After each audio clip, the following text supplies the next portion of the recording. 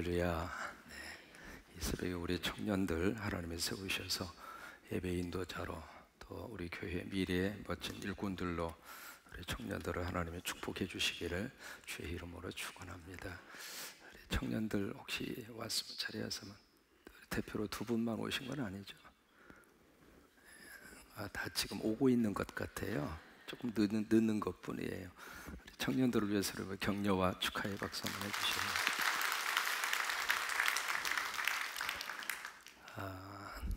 우리가 요셉이라고 하는 사람의 인물을 우리가 특별히 창세기에서 많이 들여다보게 되는데, 요셉에 대해서 여러 가지로 이야기할 수 있습니다만은 요셉을 표현할 때 표현하는 단어 중에 하나가 이런 표현을 쓸 때가 있습니다. 뭐냐면 복인 복소다.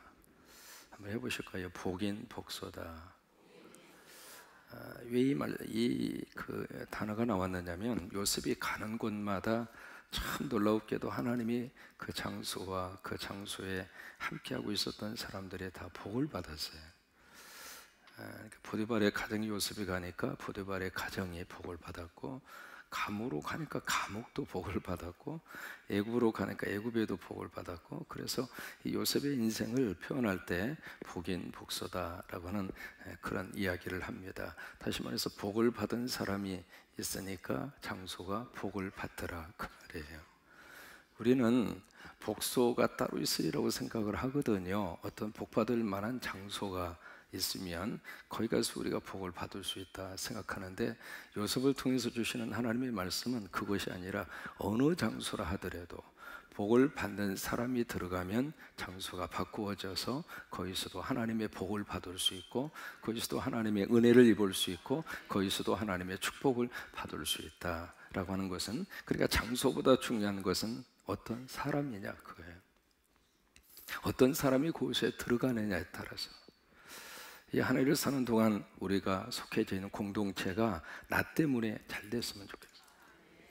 내가 그 구역 안에 들어가면 그 구역이 더 활성화가 되고, 내가 그 선교회에 들어가면 선교회가 더 잘 되고, 내가 그 교회에 들어가면 그 교회가 더 부흥이 되고 더 잘 되고, 그래서 내가 정말 하나님의 복을 받는 복인이 돼서 내가 가는 장소마다 복소가 이루어지는 그런 역사가 함께 할 수 있게 되기를 주의 이름으로 축원합니다. 그러면 이 복인이라고 하는 이 단어 속에 어떤 사람을 우리가 복인이라고 얘기를 할 수 있을까? 바로 요셉의 인생을 통해서 몇 가지 아주 중요한 트레이드 마크를 읽을 수 있습니다. 저는 요셉을 설명을 할 때 꼭 나오는 단어 하나가 있습니다. 그것이 바로 뭐냐면 여호와께서 함께 하심에 라고 하는 단어입니다. 그러니까 하나님이 늘 요셉과 함께 하셔요. 여러분, 이 측면은 하나님은 우리를 떠나지 않습니다. 왜? 하나님은 그 약속대로 지켜가십니다. 중요한 것은 내가 하나님을 떠나지 않아야 돼요. 하나님은 떠나지 않으시는데 우리가 자꾸 하나님을 떠나는 거예요. 하나님을 자꾸 우리는 등지고 하나님을 멀리하고, 그러면서 우리 마음속에 그런 생각을 가질 때가 있거든요. 하나님만 떠나지 않으면 돼, 그런 생각하는데 하나님은 떠나지 않아요. 왜? 떠날 수가 없죠. 우리를 사랑하시고 우리를 택하시고 하나님의 자녀로 삼아주시고, 그 하나님이 왜 우리를 떠납니까? 떠날 이유가 없거든요. 떠나지 않아요. 하나님은 우리와 영원히 함께 하실 거예요. 믿으시면 아멘. 이 한 해를 사는 동안 우리 혼자의 힘으로 사는 것이 아니라 하나님이 함께 하실 거예요. 중요한 것은 내가 하나님 떠나지 않아야 돼. 내 스스로가 눈을 감고 아무것도 안 보이지? 낼롱? 그렇게 생각하는 것처럼 내가 하나님과의 관계를 내가 하나님을 떠나지 아니하도록 믿음의 영성이 사그라지지 않고 하나님의 거룩한 영적 센서가 망가지지 않아서 항상 내가 하나님과 가까이 하려고 하고, 요셉에게 있어서는 이것이 가능했다 그 말이에요. 여호와께서 함께 하심으로. 하나님도 요셉과 함께 했지만 요셉도 하나님과 함께 했다 이 말이에요. 하나님도 우리를 축복하십니다마는 그 하나님의 복을 받을 만한 그것도 우리 스스로가 준비를 해야 된다 그 말이에요. 아무리 쏟아부어 주셔도 빵꾸나 있으면 거기에 채워줄 수가 없잖아요. 그게 요셉이 가지고 있는 독특한 삶의 모습 가운데 하나입니다. 두 번째로 요셉에게서 우리가 갖는 이 복인 복소가 될 수 있는 두 번째 요셉의 트레이드 마크의 단어가 꿈입니다. 그래서 요셉의 인생은 두 가지로 이렇게 나눌 수가 있습니다. 꿈꾸던 자, 꿈을 이룬 자. 우리가 꿈을 꾸는 것도 참 중요합니다. 왜? 꿈이 있어야 사람은 살맛이 나요. 그러니까 오늘을 내가 견딜 수 있는 인생의 에너지는 어디서 오느냐면 꿈이 있어야 에너지가 나와요. 그래서 부모님들은 자식을 보면 그 자식 때문에 힘이 납니다. 아무리 힘들어도 그 자식 때문에 살아가야 할 이유를 발견하고, 그 자식 때문에 살아야 할 목적을 발견하고, 그 자식 때문에 부모님들은 자기의 인생을 쉽게 포기하지 않아요. 왜? 그 자식이 부모에게 있어서는 희망이에요. 꿈이에요. 그러니까 꿈이 있는 사람은 삶의 환경 속에서도 듣고 일어설 수 있는 어떤 근거를 거기서 가질 수 있는 것처럼 요셉은 꿈을 꾸는 사람이었고, 또 하나 그 꿈대로 이룬 사람이에요. 그 다음에 세 번째, 요셉에게 있어서 꼭 하나 기억해야 할 그 요셉의 복인이 될 수 있었던 이유 중에 하나를 또 하나 발견할 수 있습니다. 그것은 이제 이렇게 좀 표현을 해보고 싶어요. 어떤 믿음의 바닥짐을 가지고 있었다, 이렇게 좀 표현을 해보고 싶어요. 이 바닥짐이라고 하는 것이 바로 뭐냐면, 요트를 보시면은요, 요트가 파도에 막 소용돌이 치기도 하고 요트가 막 뒤집히기도 하고 막 그러거든요. 근데 이 요트라고 하는 것은 참 묘합니다. 그러다가도 다시 요트가 다시 탁 하고 서요. 오뚜기처럼. 요트의 원리가 크거든요. 근데 그래서 요트는 이렇게 넘어지는 것을 두려워하지 않습니다. 마치 오뚜기가 넘어지는 것을 두려워하지 않는 것처럼. 왜? 오뚜기는 넘어지지 않으면 불량품이에요. 그 넘어져야 돼요, 오뚜기는. 그러니까 넘어졌다가 다시 참 묘하게도 복원적에 의해서 다시 발딱하고 서잖아요. 그게 오뚜기의 원리인 것처럼 이 요트라고 하는 것도 똑같아요. 이게 넘어지더라도 다시 그를 이렇게 복원시킬 수 있는 복원력, 그것을 뭐라고 이야기하느냐면 바닥짐이라고 그래요. 한국말로, 영어로는 벨레스트라고 하는 말을 씁니다. 벨레스트.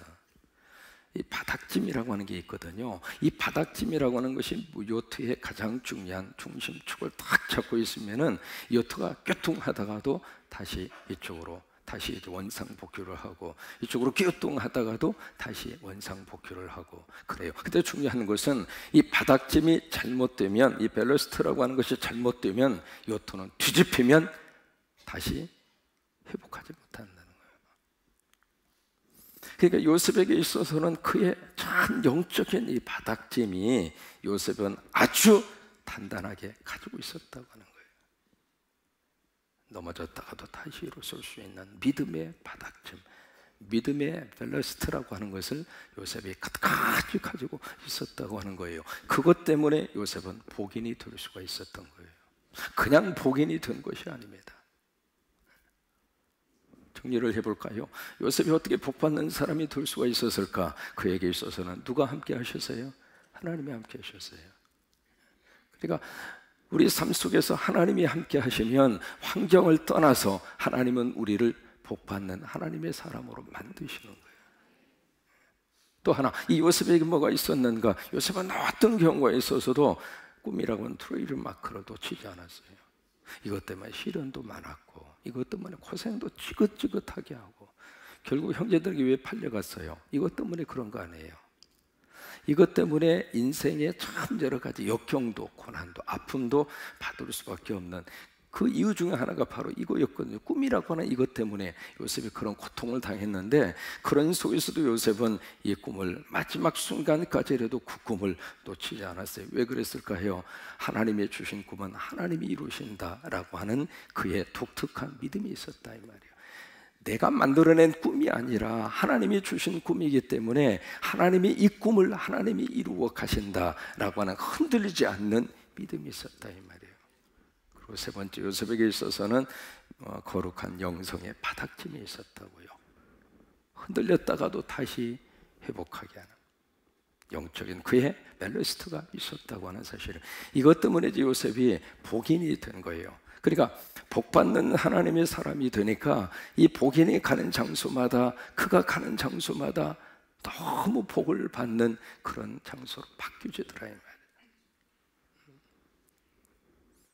한 사람이 얼마나 소중한가 성경을 통해서 우리가 많이 느끼게 돼요. 그 중에 대표적인 신약 성경의 복인이 누구인가? 바울입니다. 바울이라는 그 하나님의 사람은 다메섹에서 예수 그리스도를 만나고 나서 그 인생이 복인으로 바꿔져요. 복인이 됐다는 이야기는 다른 것을 말하는 것이 아니라 바울의 삶 속에 누가 함께 하셨는가? 주님이 함께 하셨단 말이에요. 예수님이 내 안에 계시면 그 사람이 복인입니다. 왜요? 복 중에 최고의 복은 예수가 복입니다. 이 세상 그 어느 복이라 하더라도 예수 그리스도의 복과 비교할 수가 없습니다. 가난해도 예수 믿는 사람은 복 받은 사람이고, 싸놓고 살아도 예수 그리스도가 없는 사람은 복이 달아난 사람이에요.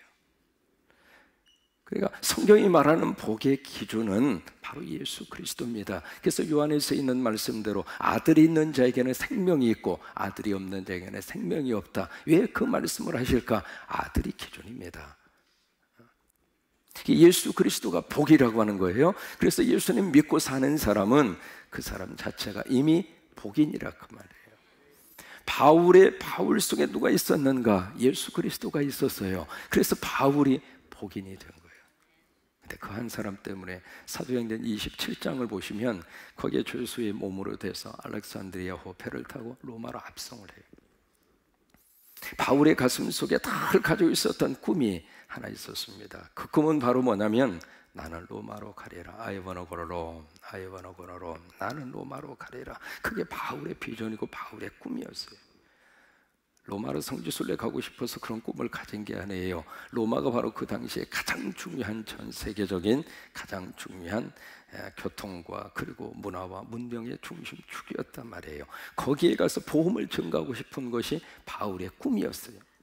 그래서 예수 그리스도를 만나고 선교 여정을 하면서도 계속 그 마음속에 난 로마로 가리라, 나는 로마로 가리라. 그런데 하나님이 그로 하여금 길을 열어주셨는데 자유의 몸으로 로마에 가게 하신 것이 아니라 죄수의 몸으로. 하나님 우리 길을 인도하는 방법은 우리 생각하고 우리 방법하고 다를 때가 있습니다. 자유의 몸으로 가고 싶었지만은 하나님은 바울을 죄수의 몸으로 해서 그가 알렉산드리아 배를 타고 그리고 로마로 압송되는 모습으로 로마로 가게 하나님이 그렇게 하셔요. 그런데 갑자기 유라굴로라고 하는 큰 태풍을 만나요. 그 태풍을 만나서 그 배 안에 타고 있었던 276명이 생명의 위협을 느낍니다. 배 안에 있었던 거 전부 다 바다에 다 던져버리잖아요. 그리고 살기 위해서 무진 애를 쓰는데 희망이 없습니다. 그때 하나님이 바울에게 나타나십니다. 나타나서 하시는 말씀이 내가 내 생명과 너와 함께하고 있는 이들의 모든 생명을 내 손에 붙이노라. 너는 반드시 로마로 가 가이사 앞에 서야 하겠노라. 그 말씀을 바울에게 줘요. 그러니까 어떤 풍랑 속에서 그 풍랑을 이길 수 있는 영적 은혜의 권유를 하나님이 무엇으로 주시는가? 말씀으로 주시는 거예요. 그래서 말씀으로 그에게 딱 주시니까 그 말씀을 딱 받은 다음에 바울이 276명을 딱 모아놓고 그때 유명한 메시지를 전합니다. 뭐라고 메시지를 전하는가? 어젯밤 내가 믿는 하나님이 나에게 나타나셨다. 여러분이 힘들 때 하나님이 여러분들에게 나타나셔서, 힘들 때 하나님이 여러분에게 나타나셔서, 여러분 주무실 때 꿈을 통해서라도 나타나시고, 목사님 평생 설교라고 하는 부담에서 벗어날 수가 없습니다. 끝나고 나면 또 다음 설교, 그 다음 설교. 지금 설교, 이번 집회 설교 저기 하면서도 주일날 설교, 그게 머릿속에 계속 맴돌고 있어요. 아마 은퇴해도 맴돌지 않을까 싶은 생각을 하는데, 이게 설교가 잘 작성이 되면 참 행복하고요. 솔직하게 고백할게요. 설교가 잘 준비가 되면 빨리 가서 빨리 예배 인도하고 싶고, 설교가 준비가 안 되면 아이고 왜 이렇게 시간 빨리 가, 아이고 그렇게 빨리 가, 그 생각이 들기도 하고. 설교 준비 막 하다가 설교가 안 돼서 이제 이렇게 쓰러져서 잤는데 참 묘할 때가 있어요. 막 꿈속에서 막 설교를 주시는 거예요. 그럼 막 꿈속에서 막 설교를 해요. 막 혼자 막 설교를 하면, 그러고 나면 빨리 깨어나서 그걸 빨리 적어놔야 돼요. 아니면 잊어버려 금방. 근데 꿈속에서 주셨던 설교를 가지고 설교한 적이 있는데 그때의 그 설교는 와 끝내줘요. 제가 생각할 때. 그러니까 힘들고 어려울 때 꿈을 통해서라도 하나님이 말씀을 주시고, 그러면 그 말씀이 우리에게 위로가 되고 힘이 되잖아요. 바울에게 그랬단 말이죠. 어젯밤 내가 믿는 하나님이 나에게 나타나셔서 이런 말씀을 주셨는데 너희는 안심하라. 그리고 바울이 무슨 고백을 하느냐면 나는 내게 말씀하신 그 말씀대로 되리라고 나는 하나님을 믿습니다. 그러니까 보세요. 그 276명이 꼼짝없이 죽을 수밖에 없었잖아요. 그런데 그들의 목숨이 누구 때문에 살았는가? 바울 때문에 산 거예요. 왜? 바울이 어떤 사람이었으니까? 복인이었으니까. 예수를 모시고 있는 복인이었기 때문에 그 바울 한 사람 때문에 그 배에 타고 있었던 276명이 다 복수가 된 거예요. 정반대의 경우가 있죠. 요나의 케이스, 이건 정반대입니다. 하나님의 말씀을 불순종하던 그 요나 한 사람 때문에, 다시 말해서 하나님의 눈치를 보지 않고 살던 요나 그 한 사람이 처음에는 복인이었다가 복인의 자리를 떠나잖아요. 결국 그 배에, 타시스로 가는 배에 탔던 사람들이 복수가 아니라 바로 그 배가 자신들의 무덤이 될 수밖에 없는, 결국 바로 그거예요. 누가 복인의 역할을 감당할 것인가? 누가 매 순간마다 하나님의 눈치를 보면서 영적 베레스트, 바닥짐을 유지하고 살 것인가? 거기에 의해서 그 사회와 공동체의 미래가 결정된다고 하는 거예요. 한국의 미래는 정치인들의 손에 달려있지 않습니다. 하나님의 손에 달려있습니다. 연초부터 좋은 분위기, 이 분위기가 성령님이 역사하셔서 어쨌든 지혜롭게 잘 풀어가기를 바라고, 또 하나 평창올림픽이 정말 하나님의 축복 가운데 세계적인 평화의 축제가 이루어지도록, 왜냐하면 한국에서 어떤 역사들이 일어나면 이것은 세계적인 역사가 되는 거예요. 상황 자체가 지금 그래요. 그리고 우리 대한민국이 한 단계 점프할 때마다 뭐가 있었느냐면 세계적인 대회들이 있었어요. 88을 통해서 한국이 세계 앞에 이름을 알렸어요. 사우스 코리아라고 하는 것을 그 전만 하더라도 그렇게 세계 사람들이 잘 몰랐어요. 그래서 88 올림픽이 그걸 만들어준 거예요. 그 다음에 다시 한번 한국 사람들에게 각인을 심어준 그 사건이 2002년 월드컵 사건이에요. 그 월드컵이라고 하는 것이 길거리 응원뿐만이 아니라 코리아라고 하는 이 한국 사람들의 어떤 민주의식, 질서, 그것을 머릿속에다 각인시켜주는 게 월드컵 그거였어요. 이제 금년에 있는 평창의 올림픽, 다시 한번 하나님 우리 민족을 전 세계 앞에 확 하고 올려주셔서 우리 민족이 다시 한번 점프할 수, 이제 소득 3만 불 시대를 넘었잖아요. 꿈에도 그리던 그 시대를 넘어간 거예요. 근데 소득이 3만 불 시대가 넘어가면 영적으로 묘한 현상이 나타나요. 그 현상 가운데 하나가 바로 뭐냐면 철저하게 영적으로 아이솔레이션 돼요. 고립화 현상이 나타나요. 신앙생활을 하면서도 자기밖에 몰라요. 아주 극단주의적인 셀프 에고이스트, 자기밖에 모르는, 그것이 소득이 올라가면 올라갈수록 참 묘하게도 사람의 인간관계 속에서 그런 영적, 정신적 현상이 분명하게 나옵니다. 바로 이 민족의 장래는 누구에게 달려있는가? 복인에게 달려있습니다. 복인에게. 그래서 우리 스스로가 요셉처럼, 바울처럼 매 순간순간마다 우리 안에 영적인 이 바닥짐, 발러스트를 털 붙들고 하나님의 눈치를 보면서 하나님 앞에서 복인이 되면, 나 한 사람이 복인으로 서면 하나님은 나를 통해서 어느 곳이든지 복받는 장소로 확 바꾸어 주시고, 우리의 가정도 그렇게 만들어 주시고, 우리 삶의 자리도 그렇게 만들어 주시고, 그런 은혜와 축복을 하나님이 주시게 될 줄로 믿습니다. 오늘 말씀 우리가 잘 기억하는 요셉이 성적으로 지금 미혹을 당하는 그런 장면입니다. 7절에 보시면 말씀이 그렇게 시작합니다. 그 후에 그의 주인의 아내가, 보디발의 아내죠, 요셉에게 눈짓을 합니다. 여기 이제 눈짓을 하면서 요셉에게 청을 합니다. 무슨 청을 하느냐면 동침하자. 영어로 그렇게 되어 있습니다. Come to bed with me. 나와 함께 침대로 가자, 그 말입니다. 그래서 여기에 지금 나와 함께 눕자, 이렇게 두 마디로 유혹을 해요. 그 유혹을 하는데, 그 유혹을 받은 요셉이 여기에 8절과 9절에 보시면 거절을 하는데, 그 거절하는 그 말이 35마디로 거절합니다. 참 묘한 구조를 이루고 있습니다. 여기 여자는 지금 요셉을 유혹하는데 딱 두 마디로 유혹을 해요. 나와 눕자. 히브리 말로는 샤켐이라고 하는 말을 씁니다. 이 샤켐이라고 하는 말은 성적 관계를 의미합니다. 딱 두 마디로 유혹해요. 나와 함께 눕자. 딱 그렇게 유혹을 하니까 요셉은 그 유혹을 물리칠 때 35마디로 거절합니다. 35마디로 거절하는데 마지막 쐐기를 박는 그 말이 바로 뭐냐면 9절입니다. 9절 마지막 부분에 보시면 내가 어째 이 큰 악을 행하여 누구에게 죄를 지을까? 이거예요.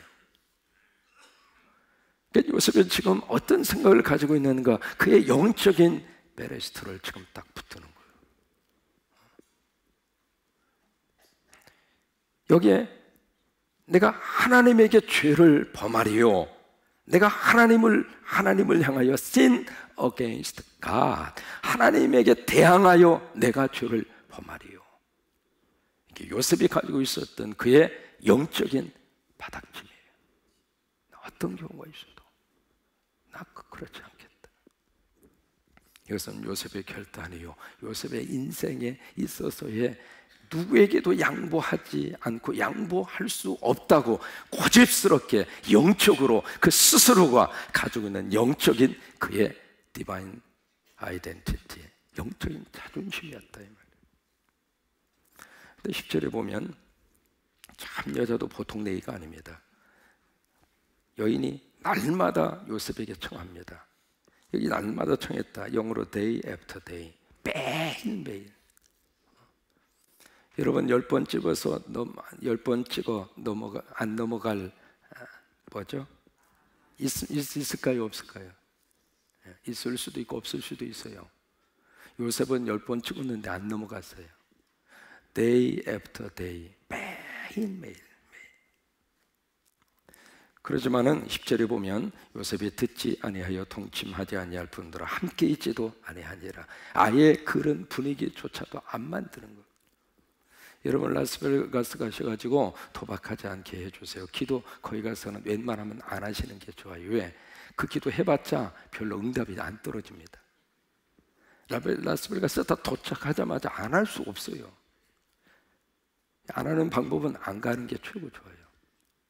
그러니까 분위기를 안 만드는 게 좋다 그 말이에요. 그런 분위기를 만들어 놓고 그 속에 들어가서 시험에 들지 않게 하여 주옵소서. 믿습니다. 그러면 하나님 뭐라는 줄 알아요? 야, 너 이미 시험에 들었어. 뭐하러 거기 가가지고 그런 기도 하느냐고. 안 가는 게 최고로 좋은 수지. 11절에 그럴 때 요셉이 그 일을 하려고 그 집에 들어갑니다. 마침 너무 절호의 기회를 잡습니다. 사람이 하나도 없습니다. 12절 드디어 적극적으로 나섭니다. 이제는 옷을 벗깁니다. 말로 해서 안 되니까 이제는 폭력을 쓰는 거예요. 여자가 보통 내기가 아닙니다. 그래서 요즘에 얻어 터지는 남자가 그렇게 많아요. 그냥 닥치는 듯 잡아서 두들겨 패는 거예요. 막 후라이팬으로 두들겨 패고 주걱으로 두들겨 패고. 축복합니다. 한 해 동안 얻어맞지 않게 하여 주옵소서. 12절에 이 여인이 적극적으로 그렇게 나서요. 나서면서 이제 옷을 벗기는 그 수준까지 가게 되잖아요. 12절 요셉이 자기의 옷을 그 여인의 손에 버려두고 밖으로 나갑니다. 쇼를 하는 거였죠.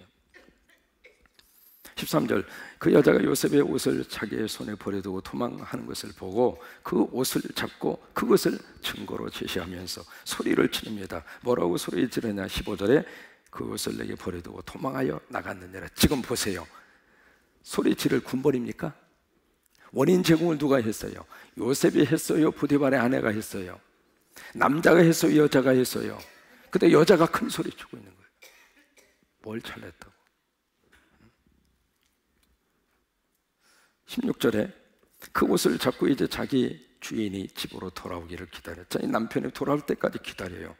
기다리고 있다가 그 다음에 17절 거기서 이제 이야기하죠. 당신이 우리에게 데려온 히브리 종이 나를 희롱하려고 내게 들어왔으므로 18절 내가 소리 질러 불렀더니 그가 그의 옷을 내게 버려두고 밖으로 도망하여 나갔나이다. 이게 지금 사실입니까? 거짓말입니까? 거짓말로 지금 위장하고 있는 거잖아요. 자, 오늘 말씀 짧게 정리합니다. 이런 상황 속에서도 요셉이 흔들리지 않았다고 하는 사실. 왜 그럴까? 그에게 있어서는 바로 이게 있었어요. 하나님의 눈치를 보겠다고 하는 그의 영적인 바닥짐, 베레스트가 가동하고 있었던 거예요. 어떤 일이 있어도 나는 하나님의 눈치를 보고 살리라. 그래요. 우리 예수 믿는 사람이 하나님의 눈치를 많이 보고 살면 세상은 좋아집니다. 근데 예수 믿는 사람이 하나님의 눈치를 보지 않으면 세상은 엉망으로 됩니다.